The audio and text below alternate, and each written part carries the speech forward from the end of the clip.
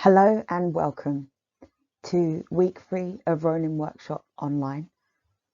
Today we're going to be looking at healthy relationships. This is a time when our relationships are going to be under pressure with the current situation that means that we have to adhere to social distancing guidelines. Many of us are isolated and some of us are very much living in situations where there's not a lot of space and there's a lot of people. It's dramatically changed how we live, and it's going to impact on our relationships with other people in our communities, our families, our homes, and our workplaces. Many of us have lost some or all of our normal ways of seeing others as we try to keep each other safe. Many of us have also found ourselves spending far more time than we're used to with those who share our homes. Whether family, housemates, or both, not to mention pets. Both losing normal contact with people and being thrown into much closer contact than usual can feel stressful, and it may be worrying, frightening, or even unbearable. Today, we're going to look at ways to help us to be patient and understanding of each other, and ways to support us to stay connected. So there are 3 sections, and there may be occasions where I ask you to pause so you can make notes and reflections. This is section 1. So in today's session, we're going to be looking at what makes relationships good or difficult, the importance of communication, tips for good communication and practice. It may be helpful to have a pen and paper to hand. There will be opportunities to make notes and reflections and exercises that might be helpful in terms of consolidating your learning.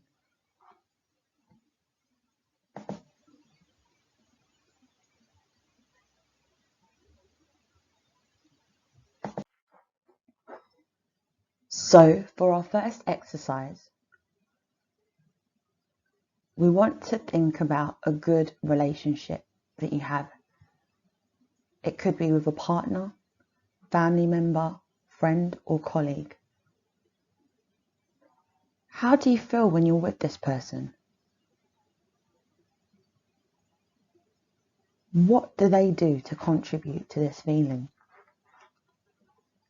How do you respond? Now think about a difficult relationship you have or have had, and ask yourself the same questions. It may be helpful to pause the video and make a note of your responses and reflections. What is a healthy relationship? Relationships are an important and basic human need.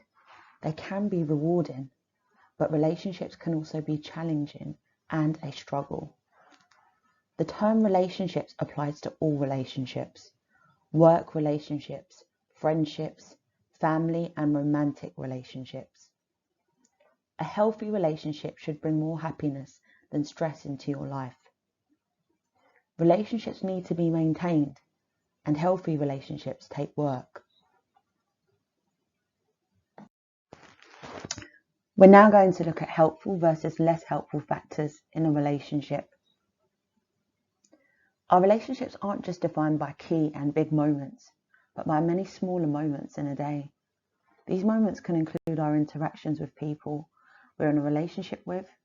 These interactions can be healthy and unhealthy, and if there are more unhelpful moments, these can build up over time. It's not the big things that always contribute the most to unhealthy relationships, but the everyday smaller interactions. E.g., we're not always talking about things like I trust my partner to be loyal, which arguably is a big thing, but smaller ways you can display trust.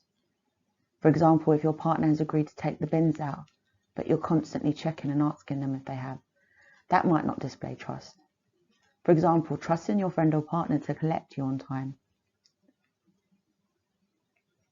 Healthy relationships accept influence. Relationships are give and take. Allowing your partner to influence you is important. This can be especially difficult for some men. For example, someone may not have been as affectionate previously, but you have noticed that you have slowly over time been a little more affectionate. It's important to resolve conflict fairly. Fighting is part of even healthy relationships. The difference is how the conflict is handled. Fighting fairly is an important skill to help you have healthy relationships. It's important to define what a fight or an argument is. No one in a relationship should ever fear for their safety or think that if they express their views that they're putting themselves in danger. Everyone should feel that they can have a voice. It's normal to argue, and at a time like this with increased pressures, it can feel like there's a lot of conflict. Here are some ways of identifying helpful and less helpful factors.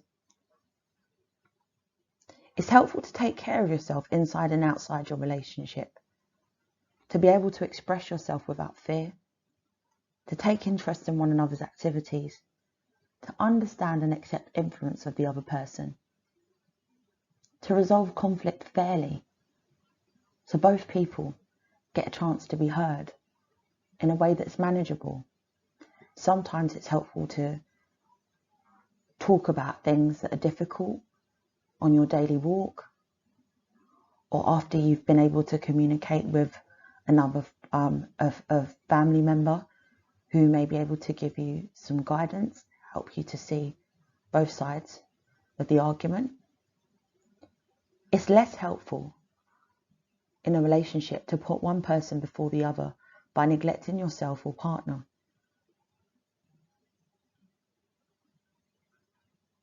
Feeling worried when you disagree with the other person may highlight some issues. It's important to be able to hear both points of view and for both points of view to be shared. It's less helpful to only do activities that interest one person and for only one person not compromising. And to experience yelling or violence during an argument is definitely a less helpful factor in a relationship. So the arrows constitute factors of a healthy relationship, the arrows outlined in this wheel. Each arrow reflects a factor that can strengthen your relationship with others. Please note, not all arrows will apply to you, but having a majority of them in a relationship often leads to balance.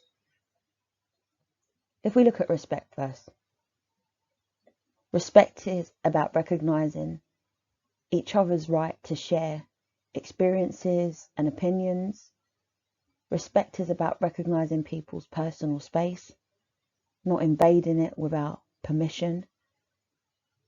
We can show respect verbally and non-verbally, or not, as the case may be. Respect means that we don't intimidate, we don't shut down, we don't ignore. Respect helps to form trust and support within a relationship. When we show support and trust for our partner, that allows a relationship to grow. People feel able to express true feelings and acknowledge each other's difficulties so they can provide the required support. Honesty is about being able to be transparent, to not hide things from each other. This helps to develop trust. Responsible parenting is about being able to communicate with regards to needs of children in a way which is helpful, agreeing boundaries, providing structure, and being able to negotiate and compromise even when you disagree, being able to do it in a way that respects the children that are there and that doesn't lead to making them feel intimidated or threatened. Or the same could be said also for how you treat each other. Shared responsibility. That's really building on from that. Not all of us have children. Shared responsibility could be with regards to financial things within the home, things with regards to any plans for the future. Shared responsibility could also be about being aware of each other's needs and taking responsibility to attend to any issues when you notice that the other person's not doing so well, with the expectation that they would do the same for you. Economic partnership.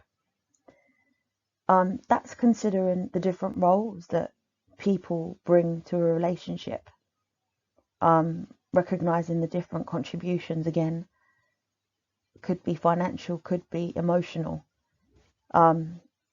Shared negotiated goals or plans for the future. A shared partnership which makes sure that there's transparency with finances and money and nothing is withheld from the other person. Again, that comes back to transparency. A lot of these things interlink. Fairness, again, it looks at the kind of shared responsibility, making sure that there is compromise, making sure that both people get to express or put their points across, not allowing one partner to dominate. And that again comes back to, as we've gone full circle on this wheel, non-threatening behaviour, which we've spoken about when we talked about respect. So considering how we treat each other, considering the way that some of the things people do or say could come across in an aggressive manner, being aware of our physical strength and even our presence, and considering what that might mean to somebody else who has less physical strength and has a physique that is less dominating or domineering in its stature.